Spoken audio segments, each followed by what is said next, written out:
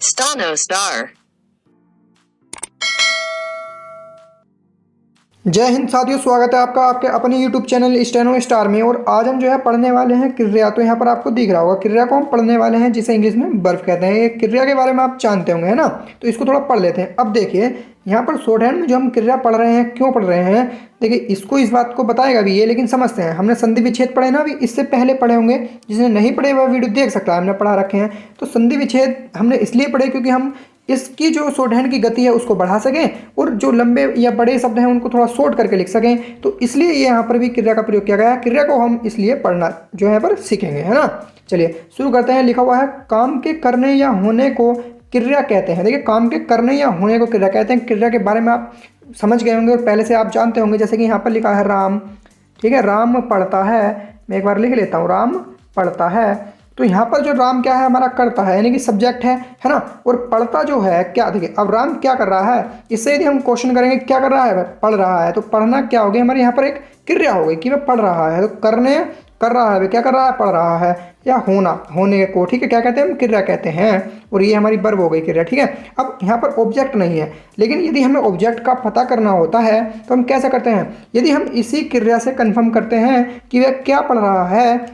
देखिए राम पढ़ रहा है ये तो हमें पता है, लेकिन पढ़ क्या रहा है। तो यहाँ से कोई आवाज़ नहीं आ रही है कि वह क्या पढ़ रहा है। अगर होता वह क्या पढ़ रहा है, हम इस क्रिया से पूछते कि वह क्या पढ़ रहा है। आवाज़ आती कि पुस्तक, न्यूज़पेपर, कुछ भी, तो कुछ भी आती। तो यहाँ पर एक पुस्तक होती, तो वो जो पुस्तक होती है वो आपका कर्म होता है, यानी कि ऑब्जेक्ट होता। तो ये मैं इसलिए समझा रहा हूँ आपको क्योंकि अभी यहाँ पर आप इस बारे में समझने वाले भी हैं थोड़ा डीपली। तो थोड़ा यहाँ पर समझ लीजिए और हम आगे समझते हैं ना। आगे पढ़ते हैं। देखिए सर्वनाम के समान यहाँ पर लिखा हुआ है। सर्वनाम के समान यह भी ध्यान देने योग्य है शब्द हैं जो हमने सर्वनाम पढ़े थे ना, तो उनके अकॉर्डिंग इसको भी हमें जरा अच्छे से पढ़ना होगा, है ना। समझ लेते हैं एक बार। रूप के विचार से नियमानुसार इनके कुछ साधारण चिन्ह निर्धारित किए गए हैं, ठीक है, जो लिपि को संक्षिप्त यानी कि छोटा करने के साथ ही सुचारुता प्रदान करेंगे, यानी कि लिखने में सुविधा हमें जो है मिलेगी, है ना। जल्दी लिख सकते हैं हम, और पढ़ने में भी सहायता मिलती है, ठीक है, सहायता देते हैं। तो ये आप समझ गए। चलिए आगे को पढ़ते हैं। अब आगे देखते हैं क्या लिखा हुआ है इसमें। यहाँ पर लिखा हुआ है कर्ता के लिंग और वचन के अनुसार, ठीक है। कर्ता के लिंग और वचन आप समझते होंगे, स्त्रीलिंग पुल्लिंग जैसे कि, और एक वचन बहुवचन, तो ये आपको पता ही होगा। के अनुसार क्रिया को मुहावरे से पढ़ना होता है। जो क्रिया होती है उसको मुहावरे से पढ़ना होता है। ये जब अभ्यास 45 मैंने कराई थी, बड़ी आराम से उसको पढ़ना हमने समझाया था। अभ्यास 45 में बहुत सारी जो है डाउट आप क्लियर किए थे। जिसे नहीं देखे देख सकता है ना। चलिए जैसा यहाँ पर देखते हैं, जैसे यदि जाता शब्द लिखा जाता है तो वे के साथ जाते कर लेंगे कि वे जाते हैं, और वह स्त्रीलिंग है यदि तो जाती है कर लेंगे, और पुल्लिंग है तो जाता है। तो इस तरह से हम उसको पढ़ लेते हैं, ठीक है। एग्जाम्पल से भी समझेंगे और थोड़ा पढ़ लेते हैं, इसको थोड़ा हम ऊपर कर लेते हैं। तो यहाँ पर देखेंगे, पहले एक चीज़ समझते हैं, उसके बाद इसको एग्जाम्पल से हम समझेंगे। क्रियाएँ देखेंगे। यहाँ पर लिखा हुआ है पहले क्रियाओं के मूल रूप पर ध्यान दीजिए। तो पहले तो क्रियाओं को समझ लेते हैं एक बार, उसके बाद समझते हैं ना। यहाँ पर लिखा हुआ है मूल रूप, साधारण और प्रेरणार्थक, ठीक है। इसको समझते हैं कि मूल रूप क्या होता है, साधारण क्या होता है, और प्रेरणार्थक जो है आपका क्या होता है ना। और यहाँ पे ही हमारा लिखा हुआ है अकर्मक, सकर्मक और सकर्मक। देखिए अकर्मक को भी हम समझेंगे, ठीक है। तो इसको थोड़ा ऊपर कर लेते हैं और यहाँ से समझने का इसको प्रयास करते हैं। यहाँ पर लिखा हुआ है पहला नंबर देखेंगे, अकर्मक क्रिया में कर्म की आवश्यकता नहीं होती है और बगैर कर्म के ही सार्थक वाक्य बन जाते हैं। जैसे कि मैं गिर पड़ा। अब जैसे कि मैंने अभी आपको लिखवाया था राम पढ़ता है, तो राम पढ़ता है, राम पढ़ता है में देखिए पढ़ता है सब्जेक्ट हो गया राम, यानी कि कर्ता हो गया, और पढ़ता हमारी वर्ब हो गई, यानी कि क्रिया हो गई, ठीक है। पढ़ता है पूरा लिख सकते हैं आप, है ना। अब यहाँ पर हमारा कर्म नहीं है, यानी कि ऑब्जेक्ट नहीं है। तो जब इस क्रिया से हम पूछेंगे कि वह क्या पढ़ता है, तो क्या पढ़ता है जब आवाज़ आएगी यदि हमें कि एक किताब पढ़ता है, एक पेपर पढ़ता है, कुछ भी, है ना, स्टोरी, कहानी, कुछ भी।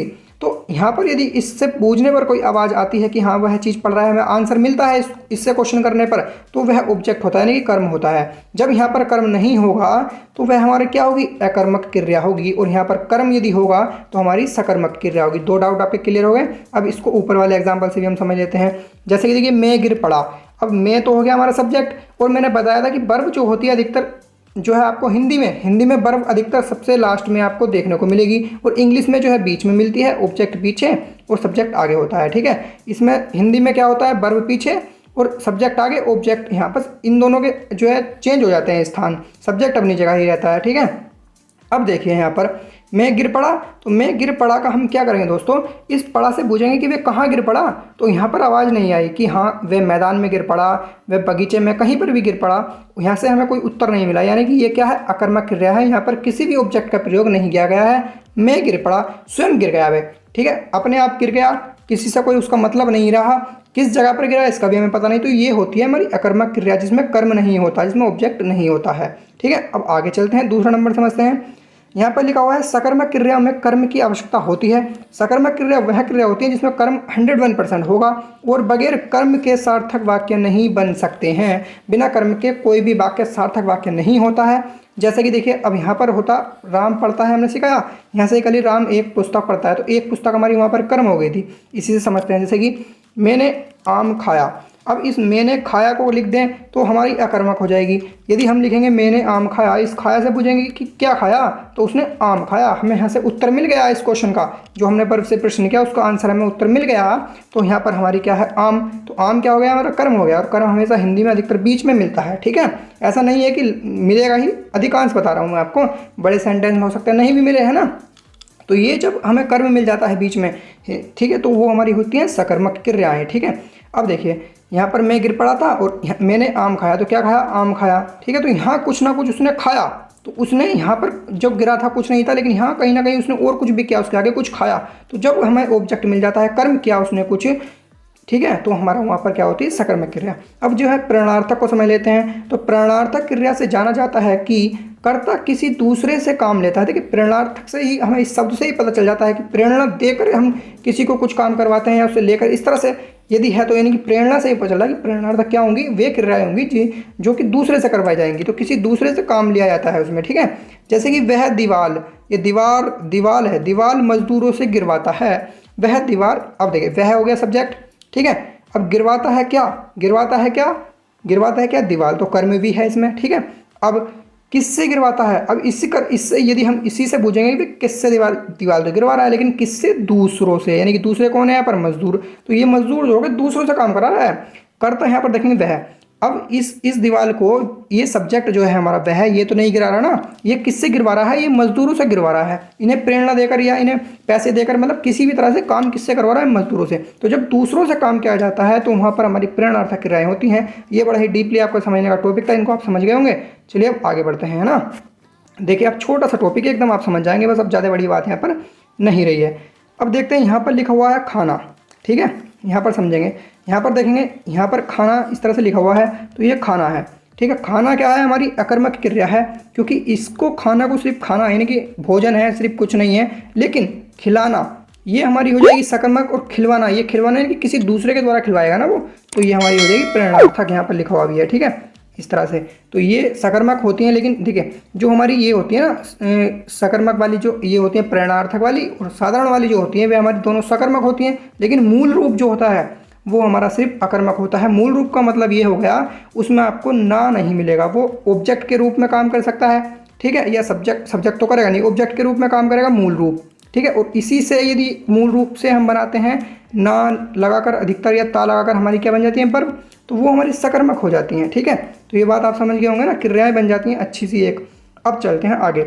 यदि हमें खाना लिखना हो शॉर्ट हैंड में तो कैसे लिखेंगे, तो ख कोई पहले ही काट लेंगे और न का हम यहाँ पर आंकड़ा लगा लेंगे, तो खाना हमारा ये पढ़ा जाएगा, है ना। अब देखिए, लाइन के ऊपर है तो आ की मात्रा हम स्वयं पढ़ सकते हैं, क्योंकि लाइन के ऊपर जब हम पहला शब्द बनाते हैं तो आ की मात्रा हम स्वयं पढ़ लेते हैं, तो खान हो जाएगा। खबा की मात्रा स्वयं पढ़ लीजिए, तो न, तो खान, और खान को हम तीन चीज़ पढ़ लेते हैं जब वर्ब होती है, तो ना, नी, ने। लेकिन यहाँ पर ये अभी वर्ब नहीं बनी है, खाना, ठीक है। तो खाना तो भोजन है ना, खिलाना या जो है खाना खा रहा, इस तरह से होती तो हो सकता था, ठीक है। खाना खा रहा है तो वो तो ईट हो सकती थी, एक जो है वर्ब बन सकती थी। तो यहाँ पर वर्ब नहीं है, तब भी हम इसमें ई, आ और ए की मात्रा जोड़ सकते हैं, तीन मात्रा जोड़ते हैं ना पीछे, तो जोड़ सकते हैं यहाँ पर भी हम। तो ये एक रूल है, इसको आपको याद करना ही पड़ेगा, ठीक है। तो इसको हम क्या पढ़ेंगे, खान को खाना पढ़ लेंगे आप, ठीक है। अब समझते हैं, देखिए यहाँ पर अब हमें लिखना है खिलाना। तो खिलाना लिखने के लिए क्या करेंगे, देखें, ख और ल बनाएंगे, ख में ल, ठीक है, हो गया, और इसमें हम लगा लेंगे न, तो ये खिलाना हो जाएगा। ये इसको काट रहा है तो ख पड़ा जाएगा और ल लग गया। अब ख ल न खलन, अब खलन नहीं, अब इसको क्या पढ़ेंगे हम, खिलाना पढ़ेंगे दोस्तों, ठीक है। क्या पढ़ेंगे, खिल आना, क्योंकि इसमें ले भी लग गया और इसमें ले नहीं था, तो इसको खन से खाना और खिल से खिलाना, ठीक है, खिलन, समझ गए। अब यदि हमें इसकी बनाना हो खिलवाना, तो खिलवाने के लिए हम क्या करेंगे, कुछ नहीं करेंगे, बस जो हमने खिलाना लिखा ना, खिलाना, खिलानी, खिलाने, 3 चीज़ पढ़ सकते हैं, तो इसको ही बस इसके पास में ही एक वे का हम इस तरह से आंकड़ा लगा देंगे जो कि आपको यहाँ पर दिख रहा है, तो ये हमारा खिलवाना पढ़ा जाएगा, ठीक है। ये 3 चीज़ आपने समझ ली होंगी, मैं ऐसी आशा करता हूँ। बड़ा ही सिंपल टॉपिक था। चलिए आगे चलते हैं। देखिए लाइन के ऊपर ही है, ये सब आपको दिख रहा होगा, है ना। आगे चलते हैं। यहाँ पर लिखा हुआ है खाता। खाता के लिए कुछ नहीं करेंगे, जैसे कि न का व्रत आंकड़ा लगाया था ना खाना में, बस आपके तय का लगा देंगे, खा और तय, तो ये खाता पढ़ा जाएगा आपका। और यदि लिखना है खिलाता, तो इसी में खैल है, खिल और तय, खिलत, खिलत को पढ़ लेंगे खिलाता, ठीक है। ये बात समझ पा रहे हैं ना आप। चलिए आगे बढ़ते हैं। यहाँ पर देखते हैं लिखा है खिलवाना, तो खिलवाना के लिए क्या करेंगे, खैल है और यहाँ पर ही वै को हम छोटा इस तरह से बनाकर लगा देंगे, तो खिलवाना हमारा, सॉरी खिलवाता हमारा ये हो जाएगा, ठीक है। ये आपका कंप्लीट हो गया। आगे चलते हैं। ठीक है, प्रेरणार्थक हो रही है ना, खिलवा रहा है किसी से, ठीक है, खिलवाना, खिलवा रहा है किसी से खाना, ये खिलाना हमारी पूरा ही एक जो है, हमें इसमें क्या मिल जाएगा, जब हम इसमें हमें ऑब्जेक्ट के रूप में हमें कुछ ना कुछ कर्म मिल जाएगा, खिलाना, तो कुछ ना कुछ खिलाना इस तरह से हो जाएगा, तो हमारा ये सकर्मक हो जाएगा और ये अकर्मक ही है। अभी तक हमें नहीं पता है कि ये वर्ब नहीं है, ये तो हमारा जो है क्या है, एक ऑब्जेक्ट के रूप में काम कर सकता है, शायद वर्ब नहीं है। तो यहाँ पर वर्ब की बात चल रही है, तो उस तरह से हम क्रिया पढ़ रहे हैं, तो क्रिया को समझ सकते हैं, है ना। आगे चलते हैं। यहाँ पर लिखा है खाऊं, तो खाऊं लिखने के लिए देखिए ख बनाएंगे और ऊ का हमने ब को इस तरह से बनाकर सा यदि इस तरह से जोड़ देते हैं, तो या इस ऊ की इस तरह से मात्रा भी होती है एक, है ना। तो इस तरह से मात्रा ऊ यदि हम लगाते हैं तो ऊ पढ़ा जाता है पूरा ही, इसको हम आगे भी सीखने वाले हैं। तो खाऊं हम इसको पढ़ लेंगे, ठीक है। और खा ये लाइन के ऊपर बनाया है, तो आ की मात्रा हम स्वयं पढ़ सकते हैं और ऊ की मात्रा इसको पढ़ लेंगे, तो खाऊं हमारा कंप्लीट रूप से हो जाएगा दोस्तों, ठीक है। अब यदि लिखना हो हमें खिलाऊं, तो खिलाऊं लिखने के लिए क्या करेंगे, बस इसी में हम इस तरह से ले को लगा देंगे खिल, और यहाँ ऊ की मात्रा हम इसको इस तरह से लगा देते हैं, तो ये खिलाऊं हो जाएगा आपका, ठीक है।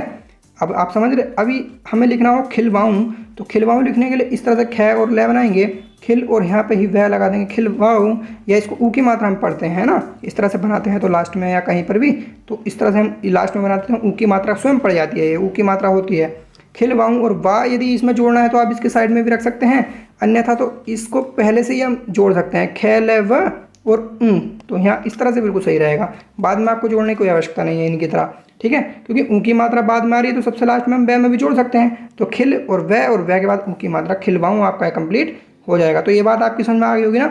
आगे चलते हैं। लिखा है खाऊं, तो खाओ, सॉरी खाओ लिखा है, तो ख इस तरह से खाओ, ये जो डंडा होता है हमने सीखा है, ये ओ की मात्रा पढ़ा जाता है, ठीक है, ये हमने जो है उपसर्ग में सीखा है, और ये जो उपसर्ग में हमने सीखा तो ओ की मात्रा पढ़ा जाता है, शायद उपसर्ग में हमने सीखा है ये, ठीक है। तो ये खाऊ हो जाएगा, खाऊ। अब आगे चलते हैं। यहाँ पर खिलाऊ लिखना है, तो बस इसी में ख ले, देखिए इसने इसको काट दिया, ख हो गया और ले, और यहाँ पर हम डंडा निकाल देंगे तो ओ पढ़ जाएगा, तो ये जुड़ा हुआ होना चाहिए इससे, ठीक है, इस तरह से ही, तो ये खिलाऊ पढ़ जाएगा, क्या पढ़ जाएगा, खिल आओ, ये डंडा ओ का होता है जो हम लास्ट में इस तरह से निकालते हैं, आपको यहाँ पर भी दिख रहा होगा।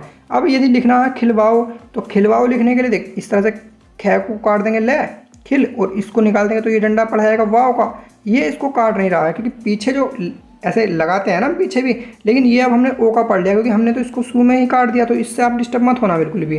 तो खिल और आओ, तो अब हमें क्या करना था, इसमें हमने खिलाओ हो गया, खिलाओ हमने पहले ही पढ़ लिया, हमें लिखना था खिलवाओ, तो खिलवाओ लिखने के लिए अब हम क्या करेंगे, बस इसी में ही हम खेल और सॉरी यहाँ पर 1 मिनट, यहाँ पर देखेंगे खिलवा और यहाँ पर वह जोड़ देंगे और वह में फिर आ का डंडा हम जोड़ देंगे, तो खिलवाओ हम इसको इस तरह से पढ़ सकते हैं, ठीक है। ये बात आपकी समझ में आ रही है ना। अब एक बात और समझ लीजिए, यदि आप डिस्टर्ब हो रहे हैं तो कोई बात नहीं, आप जब इसको वाक्य में लिखते हैं ना, तो बड़े आराम से इनको बड़े आराम से कवर कर सकते हैं। जब वाक्य में हम चलते हैं ना तो समझ जाते हैं, जैसे कि अब मैं समझाता हूँ आपको।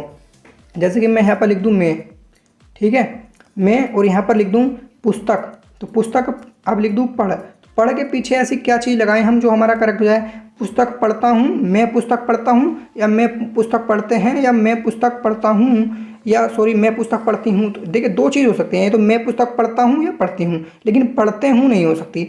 पढ़ते पढ़ते किसके साथ लगाते, वे पुस्तक पढ़ते हैं, तो इतना हम सेंस के, तुम पुस्तक पढ़ते हो, तुम के साथ वे या तुम के साथ हम क्या लगा सकते हैं, पढ़ते, एक ही मात्रा, तो वो हम जो है लास्ट में क्या पढ़ लेते हैं, सब्जेक्ट को देखकर भी हम जो है वर्ब को पढ़ लेते हैं। ये बात इसने ऊपर भी कही है, तो इससे आप डिस्टर्ब मत होना, जब हमें वाक्य मिलेगा तो हम उसको कवर कर सकते हैं आराम से, है ना। आगे चलते हैं, नेक्स्ट देखते हैं। यहाँ पर देखिए खाइए लिखा है, तो खाइए को समझते हैं, तो देखिए ख बनाएंगे और ये का हम इस तरह से लगा देंगे इसमें, तो खाइए हो जाएगा।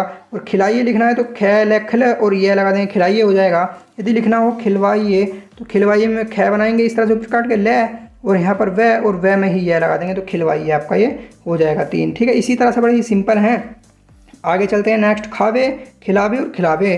तो खावे लिखने के लिए इस तरह से काटेंगे इसको, है ना, सॉरी 1 मिनट, इस तरह से लाएंगे इसको, इस तरह से वाल हम लगा देंगे तो ये हमारा खावे पढ़ा जाएगा। ठीक है, खावे हो जाएगा। अब नेक्स्ट देखेंगे, यहाँ पर यदि हमें लिखना हो खिलावे तो कैसे लिखेंगे, तो इस तरह से ख में ही हम ले को कर लें खिला, और वह का हम यहाँ पर क्या लगा देंगे, छोटा सा इस तरह से एक बै को लगा देंगे तो खिलावे हमारा ये पढ़ा जा सकता है, क्योंकि यहाँ पर भी वे आ रहा है और यहाँ पर भी।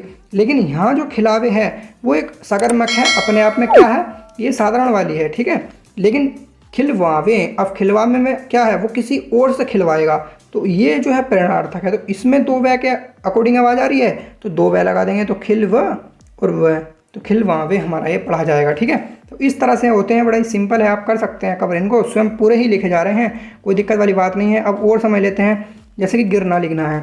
अब यहाँ पर एक बात देखने लायक है, देखिए क्या यहाँ पर देखेंगे, हमने जो ये सारे शब्द बनाए थे लाइन के ऊपर थे और ये लाइन के नीचे हैं, तो इनको समझ लेते हैं क्यों। देखिए यहाँ पर लिखा है गिरना, तो गिरना में ई की मात्रा है तो हम लाइन पर बनाएंगे शब्द को। ठीक है, जबकि ए की मात्रा पढ़ जाते हैं यदि लाइन पर बनाते हैं तो, लेकिन इसने कहा है इस ग को यदि हम लाइन पर बनाएंगे तो ई की मात्रा पढ़ सकते हैं, तो इसके अकॉर्डिंग भी हम ऐसा कर सकते हैं।